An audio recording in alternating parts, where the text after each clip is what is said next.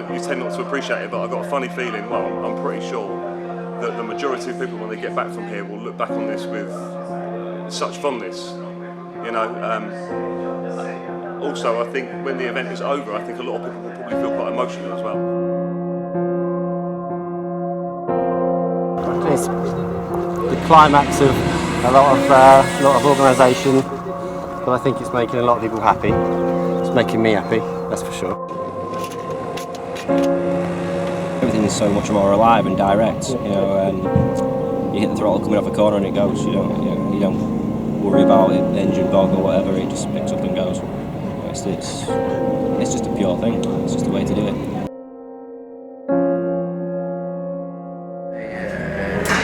The sales said that they were going to Lonato. I was like, okay, we need to go.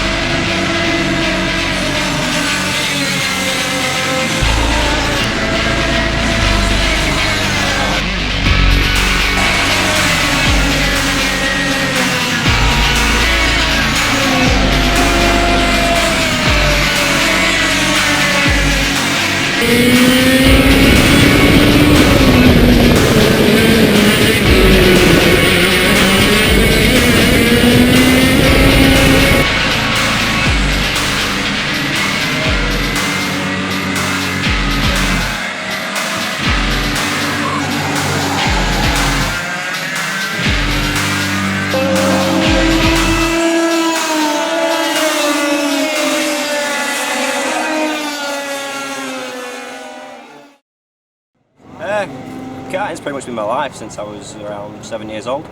That's just what we did. Me, my dad and my brother got in a car and all the kit in the back of our old Volvo, and off we went karting, and that was our weekends. It's always been a passion for us, really. It's come a long way. I went to the first one at Hooton Park. I didn't even know it was going to be on. We raced ICA Formula A ourselves, so it's kind of what we did. So it's the fact that it's come around for a lot of people who we used to race against, who we stopped racing because we weren't too keen on road tax and things like that. So we've all got together and started racing again. So it's been really good for a lot of people that moved away from the sport. It's just that's such a far better feeling. Everything's so much more alive and direct. You hit the throttle coming off a corner and it goes. You don't worry about it, the engine bog or whatever. It just picks up and goes. It's just a pure thing. It's just the way to do it.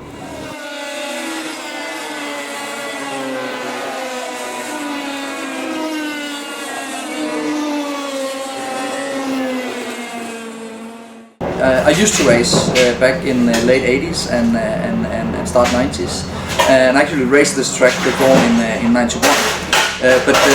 But then that go-kart I'm racing right now, I got that actually in 92. And then I stopped racing go-karts in 92 and went on to Formula karts. And this kart has actually been in my dad's garage ever since. So last year in Denmark they had a track that had a 50-year anniversary, and they kind of invited us old timers to find the old stuff.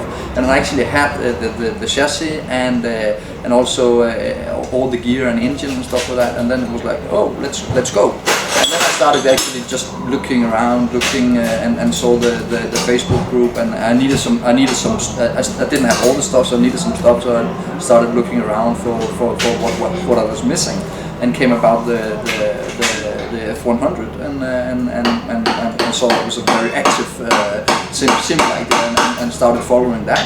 And then when they the sales said that they would going to Lonato, was like, okay, we need to go. I mean, it's like this nostalgia.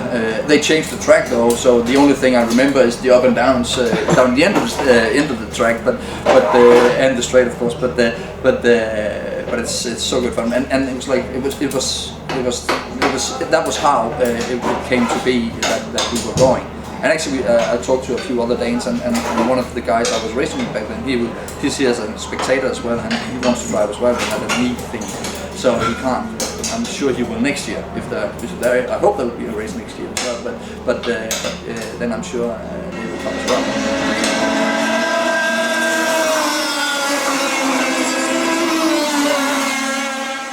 I was desperate to get my hands on some kit. Steve Stapley, who's a very good friend of mine, helped me get some kit. This, for me, is proper karting. You know, the racing in the UK is very close, very fair, very clean. A lot of respect amongst the drivers, which is cool. And yeah, so for me, it's a dream come true to have the opportunity, especially to be here, to be racing these karts and enjoying the racing. Like all things that are good, when you're doing it, when you're living the experience, you tend not to appreciate it. But I've got a funny feeling. Well, I'm pretty sure that the majority of people, when they get back from here, will look back on this with such fondness. You know. Also, I think when the event is over, I think a lot of people will probably feel quite emotional as well, because we've gone to a lot of effort to come here, a lot of expense, a lot of time preparing and whatever else, and yeah, I think when it's over, I think there'll be a lot of emotions will be running quite high, especially for the people who are successful. But yeah, I mean, it's an experience of a lifetime for sure.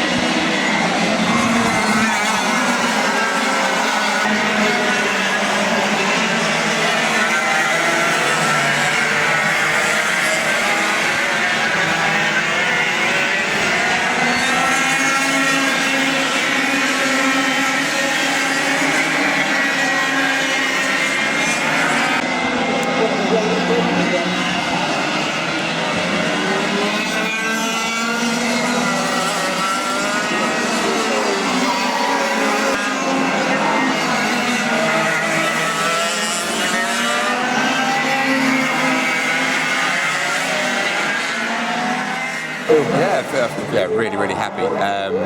Disappointed we didn't get to have a race with Nicky. A few people came off and crashed. But yeah, really happy. Made the trip all worth it. So yeah, brilliant. So how was it to race around here, Lonato? Yeah, brilliant. I think 2003 was the last time I raced around here. The track's changed a bit, but the rubber still goes down here, and it's been a while since I've driven how to drive a kart like that. So it put me a little bit of an advantage. I haven't done it before in the past, I think. So yeah, it was good.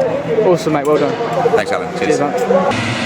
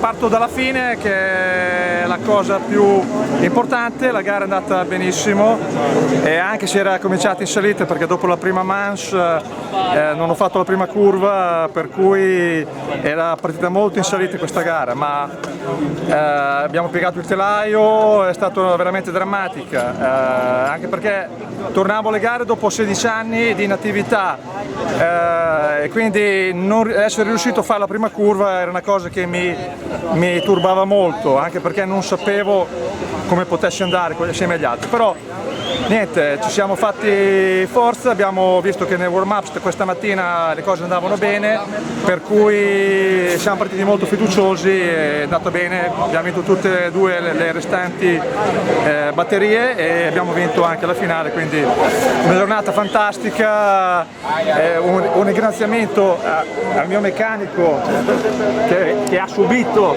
tutte le mie ingiurie. E grazie a tutti quelli che hanno contribuito a questo.